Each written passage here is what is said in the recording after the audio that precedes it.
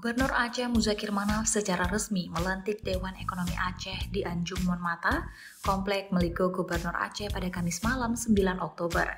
Acara pelantikan turut dihadiri oleh anggota DPR RI asal Aceh, unsur Forkopimda Aceh, para penasehat dan anggota Dewan Ekonomi Aceh, pimpinan instansi vertikal, perbankan, perusahaan, BUMN dan BUMD, lembaga ekonomi dan keuangan, serta para kepala SKPA terkait. Dalam sambutannya, Gubernur Muzakir Manaf menekankan bahwa pembentukan Dewan Ekonomi Aceh merupakan langkah untuk memperkuat arah kebijakan ekonomi daerah yang lebih berbasis pengetahuan, kolaboratif lintas sektor, dan responsif terhadap dinamika global. Gubernur juga menyampaikan bahwa potensi besar Aceh di berbagai bidang harus dimanfaatkan secara optimal untuk membuka lapangan kerja dan menekan angka kemiskinan.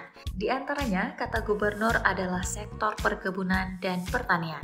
Dewan Ekonomi Aceh diharapkan dapat berperan dalam berbagai bidang seperti menyusun analisis ekonomi berbasis data untuk pengentasan kemiskinan dan pengangguran, memberikan rekomendasi kebijakan fiskal dan investasi yang tepat, menentukan arah sektor unggulan daerah, menjadi mekanisme penyeimbang dalam implementasi kebijakan ekonomi, mendorong transformasi menuju ekonomi hijau dan digital, serta menjadi mitra pengendali kebijakan agar tetap efektif dan berkelanjutan.